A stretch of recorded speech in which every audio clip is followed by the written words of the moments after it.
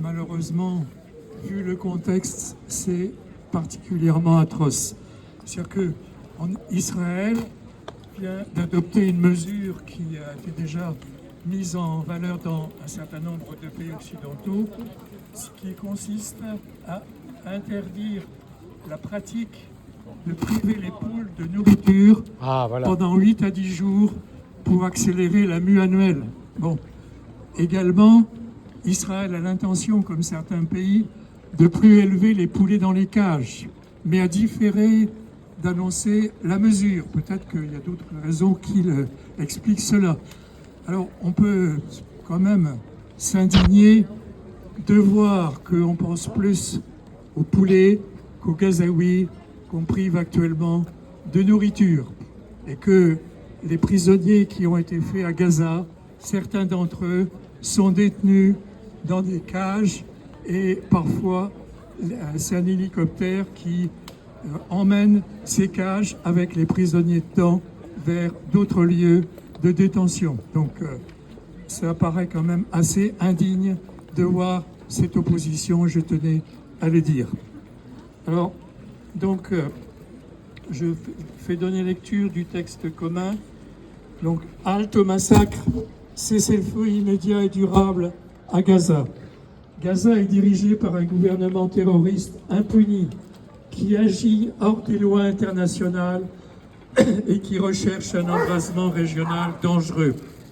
Fouad Chokr, haut responsable du Hezbollah, a été assassiné le 30 juillet à Beyrouth, capitale d'un État souverain, le Liban. Cette attaque a fait 3 victimes et blessé plus de 70 personnes. Les exécutions extrajudiciaires sont perpétrées par Israël sans sanction ni jugement et dans le silence des Occidentaux, voire avec le soutien des États-Unis.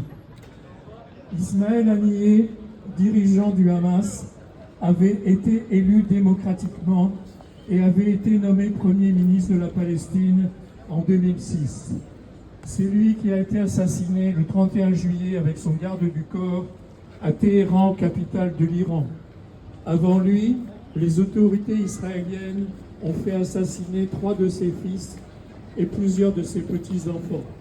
Il était l'interlocuteur principal des Israéliens dans les négociations entre guillemets sur un cessez-le-feu à Gaza. L'impunité du gouvernement israélien l'amène à agir en dehors des terres palestiniennes qu'il soumet à sa colonisation et à son apartheid. Cette dernière année, Israël a tué au moins 13 responsables ennemis en dehors des frontières de Gaza et de la Cisjordanie et des dizaines d'autres au fil du temps, selon le journaliste Ron Campeas. Netanyahou et son ministre Bezalel Smotrich mènent une guerre sans fin ni frontières et sont prêts à mener un conflit contre l'Iran au prix d'un embrasement général de toute la région. Leur but est aussi génocidaire. Alors je vous cite une phrase qui me semble particulièrement grave. Le ministre des Finances, Bezalel Smotrich, qui est sans doute le pire de tout le gouvernement, a déclaré « Il pourrait être juste et moral de laisser mourir de faim 2 millions de Gazaouis ». C'est dit tel quel à la une d'un magazine israélien. Mais le monde ne nous laissera pas faire, a-t-il continué. En attendant, on ne voit pas beaucoup de réactions du monde devant l'utilisation de la famine comme arme contre la population gazaoui, donc essentiellement des civils. Netanyahou prouve qu'il ne veut pas parler de trêve ni de cessez-le-feu. Alors ça, depuis, ça a un peu changé, mais ce n'est pas encore fait. C'est-à-dire qu'il y aurait des négociations en cours pour une éventuelle trêve ou un cessez-le-feu, mais c'est tout récent. Sinon, comment comprendre qu'il ordonne l'assassinat du principal négociateur palestinien aujourd'hui? Netanyahou veut-il vraiment la libération des otages, étape incontournable pour aller vers la paix?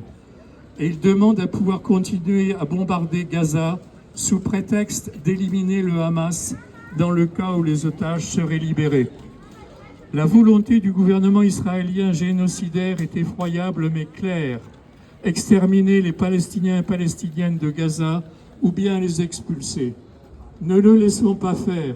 La France doit condamner le massacre de Gaza, mettre fin à tout lien militaire avec Israël et tout faire pour empêcher une guerre généralisée au Proche et Moyen-Orient. La connivence honteuse du gouvernement des États-Unis est totale. On apprend que des navires et avions de guerre des USA se dirigent vers le Proche-Orient pour protéger Israël. Cette connivence est aussi le fait de nombreux gouvernements occidentaux, dont le gouvernement français qui se taise et laisse faire les dirigeants criminels israéliens. Les Jeux olympiques à Paris ne nous font pas oublier les morts dues au bombardement, à la soif et aux maladies que subissent les Palestiniennes et Palestiniens à Gaza. Ils ne nous font pas oublier la situation catastrophique en Cisjordanie, à l'économie paralysée, en proie aux exactions meurtrières des colons et des soldats israéliens, aux confiscations accrues de terres et aux projets annexionnistes de Smotrich. Ils ne nous font pas oublier les traitements ignobles infligés aux prisonniers palestiniens et palestiniennes arrêtés en Cisjordanie, soumis dans les prisons israéliennes à des tortures systématiques et incessantes, et les traitements encore plus inhumains infligés aux prisonniers arrêtés à Gaza et détenus dans des camps militaires au sud d'Israël. Ces horreurs ont été dénoncées dans un récent rapport de l'association israélienne B'Tselem et dans un communiqué d'experts de l'ONU. Solidaires des Palestiniens et Palestiniennes, nous ne nous tairons pas.